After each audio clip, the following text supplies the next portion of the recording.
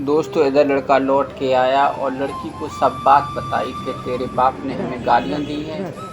तो लड़की ने कहा दोबारा से जाओ मेरे बाप के पास और बाप के गोली मार करके वापस आओ, तब मैं तुम्हारे साथ चलूँगी। दोस्तों लड़का राइफल लेके गया और लड़की के बाप जो खेत पे सो रहा था, खटिया पे पड़ा हुआ, तो उसके गोली मार करके और लड़कियों को लेके जब चला है वहाँ से गांव से बाहर निकल गया। दोस्तों लड़का लड़की को लेके भाग गया और जब लड़की को लेके भाग गया तो पूरे गांव में कोहराम हो गया कि उसकी लड़की बाप को मरवा के किसी लड़का के साथ भाग गई है। दोस्तों सब गांव के लोग इकट्ठे हुए हैं, घर घर में कोहराम है कि उसकी लड़की बाप को मार के भाग गई। औरतें मोहल्ला की गाली भी दे रही हैं कि ऐसी जवानी किस काम की है जिसने बाप को ही खा लिया। दोस्तों गांव के लोग इकट्ठे हुए और लड़की को गांव के बाहर जाके घेर लिया है और लड़का और लड़की को दोनों पकड़ के, लड़का तो भाग गया और लड़की को पकड़ के गांव वाले मार लगा रहे हैं और कह रहे हैं अरे दुराचारनी, अरे अभागी, तूने बाप को खा लिया। दोस्तों इधर गांव के लोग उस लड़की को पेड़ से बांध के मार लगा रहे हैं और उधर जहां लड़की के बाप ने लड़की की शादी फिक्स की थी वहां लड़की के ससुराल में खबर करवा दी और रात में बारात बुला के और लड़की की शादी करके और लड़की को उसके ससुराल में भेज दिया। अब जब ससुराल में पहुंच गई तो गांव मोहल्ला की औरतों ने ये सोचा चलो बहू देखे आए। ये तो बहुत सुंदर, लेकिन बहू का वो तो बवंडर था। तो गांव की औरतें जो थी बहू देखने के लिए आई हैं। मोहल्ला की औरतें बहू देख रही हैं, घूंघट उठा उठा के बातें कर रही हैं, कितनी सुंदर बहू है। लेकिन सुंदर तो थी लेकिन उसके विचार सुंदर नहीं थे। दोस्तों हुआ ये, दोस्तों जब रात हुई तो वो लड़की अपने पति से दूर दूर भाग रही थी और सोच रही थी पता नहीं मेरा प्रेमी हमें कब मिलेगा, कैसे रहूँगी उसके बगैर। और इधर उस लड़का ने जब ये बात सुनी, किस लड़का ने? उस लड़की के प्रेमी ने। उसने जब ये बात सुनी तो उसकी कुछ शादी हो गई। अब उससे ठाड़े बैठे चैन नहीं, सोचा क्या करें, कैसे मिलेगी वो मुझे।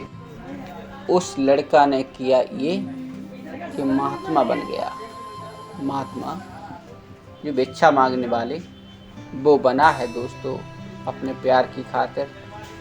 और उस लड़की के गांव में जाकर के द्वारे द्वारे पर भीख मांगने लगा, आवाज़ देने लगा माता भिक्षा देही।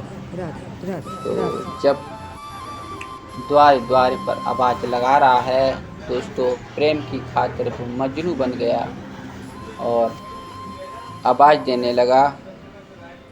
आवाज़ देते देते वो लड़का जो था उस लड़की के द्वारे जब पहुंचा है और उस लड़की ने जब लड़का की आवाज़ पहचानी है, उसने सोचा भगवान तेरा लाख लाख शुक्र है जो मेरा प्रेमी मुझे मिलवा दिया।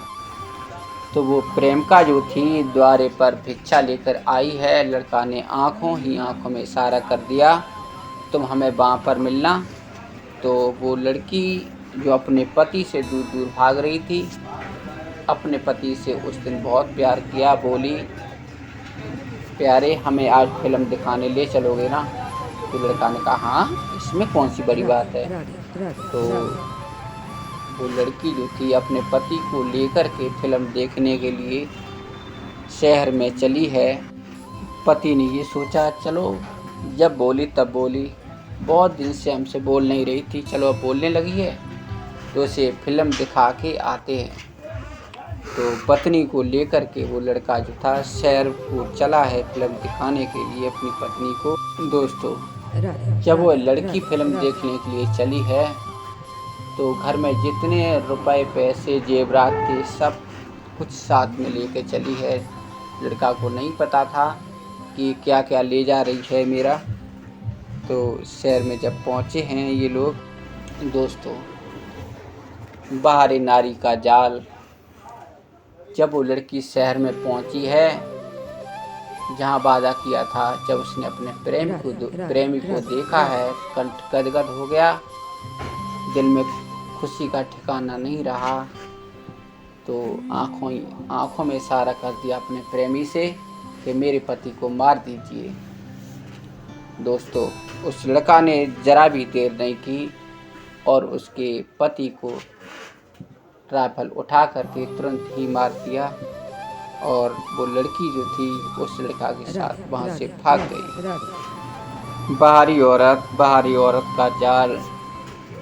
शादी से पहले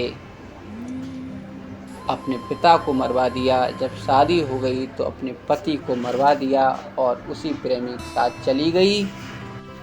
दोस्तों मेरी समझ में तो यही आया, ऊसर में कितनी भी खाद लगाई जाए लेकिन बीज कभी नहीं उपजता है। उसी प्रकार भजी हुई मैरिया कभी नहीं रुकती है, चाहे कितने भी उपाय लगा दो। दोस्तों वे दोनों भागने के बाद एक दूसरे शहर में पहुंचे हैं, कमरा किराए पर लिया है। अब तो बहुत ही खुश हैं दोनों। जहाँ एक रोटी की भूख होती है, दो दो चार चार रोटी खाते हैं और दोनों प्रेम से रहने लगे। दोस्तों वहाँ पर दोनों रहते रहते 1-2 महीना बीत गया। दोनों कमरा से बाहर नहीं निकले क्योंकि जेवरात ही इतने ले गई थी, खर्चा कोई टेंशन नहीं थी। दोस्तों जो लड़की भागती है उसका यही हाल होता है। जब तक पैसा रहता है तब तक बहुत वीआईपी खर्चा होता है और जब पैसा ख़त्म हो जाता है तब नंबर भीख पे आ जाता है। मेरा कहने का मतलब यही है कि बदचलन औरत कहाँ से कहाँ तक पहुँचा सकती है, ये आप लोग इस वीडियो में सुन रहे हैं और जान भी गए होंगे कि बदचलन औरत की क्या परिभाषा होती है। दोस्तों रहते रहते वहाँ पर महीना 3 बीत गए। सब काम वीआईपी था, जितने भी माल जेवर ले गई थी सब कुछ बिक गया, कुछ नहीं रहा। अब वो लड़की जो थी बहुत दुखी हुई, अब क्या करेंगे हम, सोच रही है वो लड़की, अब तो सब कुछ बिक गया, अब हम क्या खाएंगे। इस प्रेमी से अच्छा तो मेरा पति था जो हमारे लिए टिक्की समोसे पटाखे लाता था, खाने को माल जेवर लाता था, वहाँ पर मुझे कोई चिंता नहीं थी। अब वो बहुत पछता रही है, मन में सोच रही है मैंने बहुत बुरा किया जो अपने पति को मरवा दिया। मेरे पति मेरे पीछे पीछे रोज़ घूमते थे लेकिन मैंने उन्हें कभी नहीं समझा। दोस्तों उसने सोचा अब क्या करें, अब क्या खाएंगे। उसका प्रेमी तो कुछ करता नहीं था। दोस्तों एक दिन बैठी थी छत पे, तो जो मकान मालिक था एक बार वो अंदर आया तो उसने मकान मालिक की सूरत देखी, फिसल गई उस पर और उसका मकान मालिक का धन दौलत देखा। सोचने लगी इसी के साथ रहूं तो बहुत अच्छा रहेगा, इसे किसी तरह से फंसा लूं तो मेरी ज़िंदगी बदल जाएगी। बाहरी क्रिया चरित्र, बाहरी औरत का जाल, औरत को कोई कभी नहीं समझ सकता। दोस्तों जिस प्रेमी के पीछे अपने बाप को मरवा दिया, जिस प्रेमी के पीछे अपने सगे पति को मरवा दिया, अब वो लड़की एक मकान मालिक के ऊपर आश्रित हो गई। मकान मालिक से मन ही मन में सोचने लगी भगवान यही मिल जाते हमें तो कितनी अच्छी ज़िंदगी हमारी हो जाती। दोस्तों लड़की का जो प्रेमी था वो रिक्शा चलाने लगा और रिक्शा चलाने के बाद घर पे आता है हारा थका, गिर जाता है, सो जाता है। अब लड़की के दिमाग में बहुत टेंशन है, ये हमसे अच्छे बोलते भी नहीं है, पैदा भी नहीं करते, अब क्या खाएं हम, कैसे खर्चा वीआईपी करें। तो उस लड़की ने बहुत सोचा और जो मकान मालिक था उसको फंसाने लगी अपने जाल में। दोस्तों, जगत में मतलब को व्यवहार, नारी आभूषण मांगे बार बार, जो बैन लायक न दियो तो मुखड़ा लेत बेगार, जगत में मतलब का व्यवहार। दोस्तों, ये जो जगत है, ये संसार है, बहुत मतलबी है। इसमें सब मतलबी हैं और बिना मतलब के कोई भी तुमसे बात नहीं करेगा। अब लड़की सोच रही है, जिसके पीछे मैंने अपना बाप मरवा दिया, जिसके पीछे मैंने अपना सगा पति मरवा दिया, आज वो पला डाल रहे है। अब नहीं रहूँगी इसके साथ, अब नहीं रहना इसके साथ मुझे। दोस्तों, एक दिन ये लड़की ऊपर खड़ी थी और मकान मालिक का लड़का उधर से आया, तो इसने इशारा करके अपने पास बुला लिया उस लड़का को। और जब वो लड़का इसके कमरे में पहुंचा है तो इसने कुर्सी डाल दी और कुर्सी डाल के उस पर बिठा लिया। मन में सोचने लगी, भगवान, यही अगर मुझे मिल जाता तो मेरी ज़िंदगी स्वर्ग बन जाती। भगवान, किसी तरह से इस पे मेरा जादू चल जाए और ये मेरा बन जाए। वो सोचने लगी, इसकी नारी अगर मैं बन जाऊं तो मेरा जीवन ही सुधर जाएगा। दोस्तों, मकान मालिक के लड़का को रोज अपने घर पर बुलाने लगी। अब धीरे धीरे उससे बहुत प्यार हो गया, बहुत ज़्यादा। अपने पहले वाले प्रेमी को भूलने लगी। भारी नारी का जाल, इसमें फंसने के बाद शायद है कोई निकल पाया हो। नया जो प्रेमी बनाया था मकान मालिक का लड़का, उसके साथ रहने की इच्छा करने लगी। उसी से प्यार बहुत बढ़ गया और पुराने वाले प्रेमी को बिल्कुल भूल गई। दोस्तों, एक दिन उस लड़का को मकान मालिक का जो लड़का था उसे अपने कमरा में बुलाया, कुर्सी बिठा के और उसे थाली परोस के लाई है खाना खिलाने के लिए। और खाना परोसने के बाद उससे कहा कि मैं अब तुम्हारी ही स्त्री बन के रहना चाहती हूँ, और जो रिक्शा चलाता है ना, इससे हमें कोई मतलब नहीं है।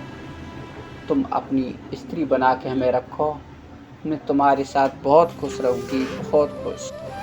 दोस्तों, ऐसी बातें सुनने के बाद मकान मालिक का लड़का जो था बहुत खुश है, बहुत खुश कि मुझे ना मेरी मन की औरत मिल गई। दोस्तों, आगे हुआ ये, मकान मालिक के लड़का ने ये कहा कि हमें तुम पे कैसे विश्वास होगा। तुम ऐसा करो, अपने इस प्रेमी को मार दो, तब तो हमें तुम पे विश्वास है ना। अपने प्रेमी को मार दो तो मैं तुम्हारे साथ रहने को तैयार हूँ और तुम्हें अपनी औरत बना लूँगा। दोस्तों, उस लड़का की ऐसी बातें सुनने के बाद औरत ने क्या किया, अगर इसे मार दो तो तुम मेरे साथ रह सकती हूँ, क्योंकि तुम्हारा प्रेमी मेरी दीवार बना हुआ है। तो दोस्तों, ऐसे वचन सुनने के बाद उसने मकान मालिक के लड़का से कहा कि इसमें कौन सी बड़ी बात है, उसे तुम्हें तुरंत मार दूंगी।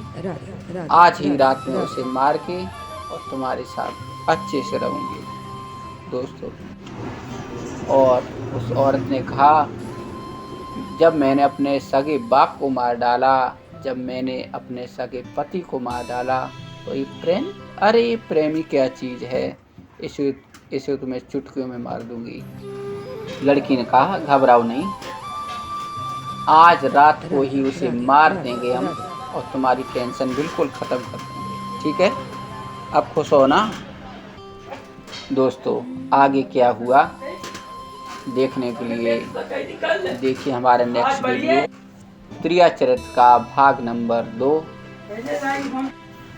2 में सुना आप लोगों ने ये कहानी को, और हमारा नेक्स्ट वीडियो आ रहा है प्रिया चरित्र का भाग नंबर 3, सुनिएगा और आनंद लीजिएगा। तब तक के लिए गुड बाय।